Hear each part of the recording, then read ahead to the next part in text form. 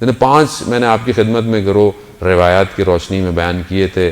وہ پہلا وہ کہ جو صدق نیت اس کی صاف ہو اور خدا پر توکل کرتا ہو، شیطان اس سے دور ہو جاتا ہے. دوسرا میں نے آپ کی خدمت میں بیان کیا تھا کہ جو ذکر صبح اور شام کرتا ہے، ذکر کثرت سے کرتا ہے، شیطان اس سے دور رہتا ہے. تیسری چیز جو مصیبت میں جزا و فضا نہیں کرتا، مصیبت میں شکوہ اور گلہ نہیں کرتا، صبر کرتا ہے، شیطان اس سے دور رہتا ہے.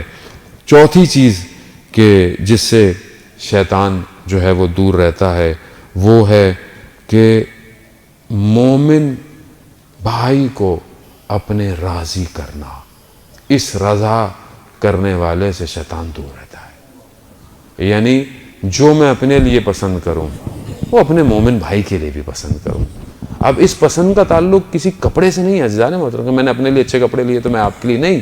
یعنی جو چیز میں یہ سمجھتا ہوں کہ یہ میرے ساتھ نہیں ہونی چاہیے، مجھے یہ بری لگتی ہے، وہ مومن بھائی کے ساتھ بھی نہیں ہونی چاہیے.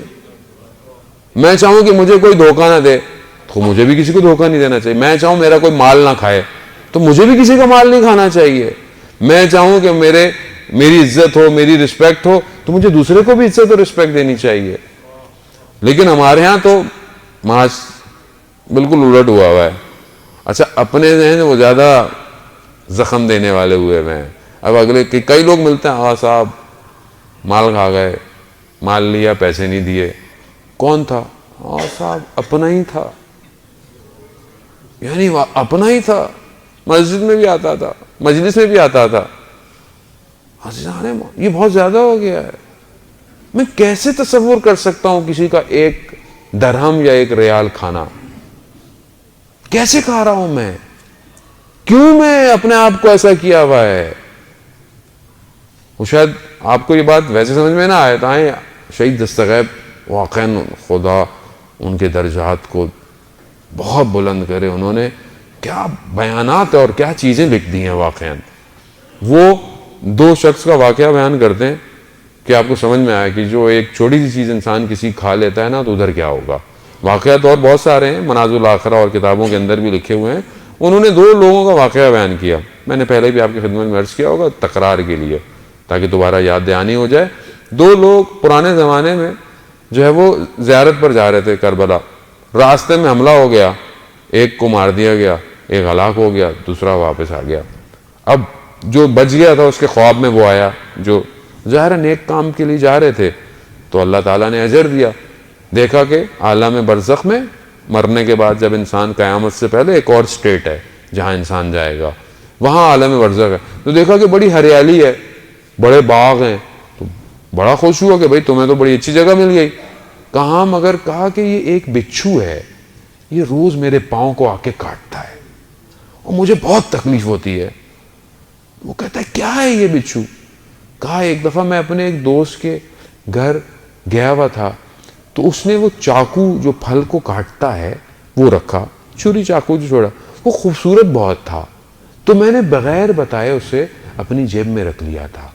یہ وہ چاقو ہے جو بچھو کی صورت میں آ کے روز مجھے تکلیف دے رہا ہے. ایک چاقو کی کیا قیمت ہوگی اس زمانے میں بھی اور ابھی بھی کیا قیمت ہوگی؟ کیا کروں؟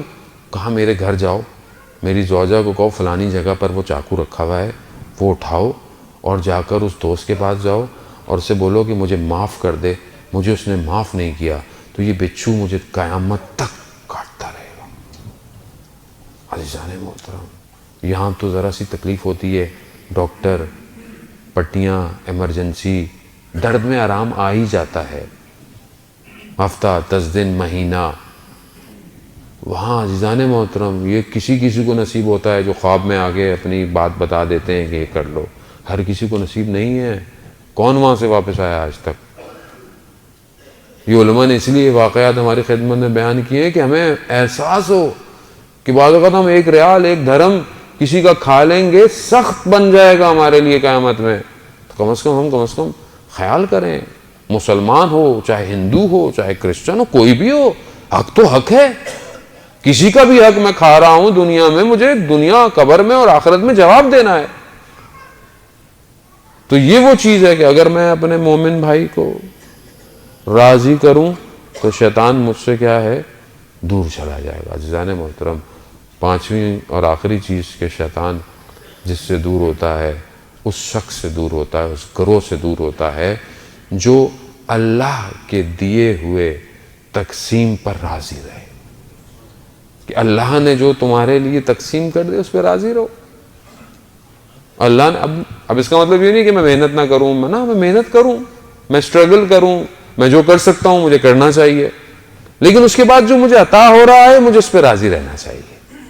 اب میں اس پہ راضی نہ رہوں، یہ کم ہے، یہ یوں ہے، یہ یوں۔ عزیزان محترم، ہر کسی کا ایک نظام ہے، اللہ نے سب کو ایک نظام دیا ہوا ہے، اور ایک رزق ہے، لکھا ہوا ہے اللہ نے سب کا۔ اور روایات اور حدیث اور قرآن یہی کہتا ہے کہ ہم نے تمہارے لیے ہم نے رزق تمہیں عطا کیا ہے، وعدہ کیا ہے خدا نے روزی کا انسان کی۔ اور یہاں میں ایک اور بات کہتے تھے کہ بہت سے لوگ والدین اپنے بچوں کی شادیاں نہیں کرتے کہ ابھی تو یہ کر رہا ہے، ابھی تو ہے نہیں، کچھ نہیں ہے۔ خدا جب قرآن میں کہہ رہا ہے کہ تم نکاح کرو، ہم فضل و کرم کرنے والے ہیں، تو میں خدا کی بات پہ کیوں نہیں یقین کرتا؟ کیوں نہیں کرتا؟ کیونکہ اصل مجھے خدا پہ یقین ہی نہیں ہے، باتوں میں ہے، زندگی میں نہیں ہے۔ اور قرآن تو ویسے بھی ریک میں رکھی ہوئی بک ہے ایک، بس وہ تو جب بیٹی گھر سے رخصت ہوگی تو سر کے اوپر رکھ دیں گے، ورنہ تو غلاف میں لپیٹ کے رکھنا ہے، اس کو کھولنا تو ہے نہیں۔ اتنا اس پہ غلاف چڑھاتے ہیں کہ بس عید میں جب دھول صاف ہوتی ہے تو وہ صاف ہوتی ہے، کھول کے نہیں دیکھنا اس کو۔ قرآن کو آپ کھولیں، 10 آیتیں روایات کی روشنی میں، جو شخص 10 آیتیں روز پڑھتا ہے وہ غافل میں سے نہیں ہے۔ کم سے کم 10 آیتیں تو پڑھیں، کم سے کم غافل تو نہ ہوں۔ باقی پھر 50 پہ جاؤں گا تو کوئی اور درجہ ہے، پھر 50 سے اوپر جاؤں گا تو کوئی اور درجہ ہے، لیکن کم از کم 10 آیتیں تو پڑھوں گا۔ کتنی دیر لگتی ہے 10 آیتیں پڑھنے میں؟ کتنی دیر لگتی ہے؟ 2 3 گھنٹے تو میں موبائل کے میسج پڑھتا ہوں، واٹس ایپ پڑھتا ہوں، فیس بک پڑھتا ہوں، وہ پتہ نہیں خبریں۔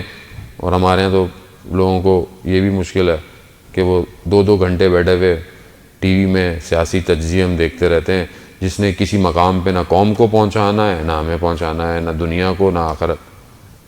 کسی کو فائدہ اگر ہوا تو ان اینکروں کو فائدہ ضرور ہو گیا، وہ امیر ہو گئے ہیں بہت زیادہ۔ اور ہم بار بار دیکھیں ایک ہی موضوع، ابھی اچھا یہاں آیا تھا، اچھا وہاں آیا تھا، وہاں آیا تھا۔ یہیں سے تو انسان قوم کا شعور پتہ چلتا ہے کہ وہ کہاں جا رہی ہے۔ تو میں عزیزان محترم، میں اپنے آپ کو اپلفٹ کر سکتا ہوں،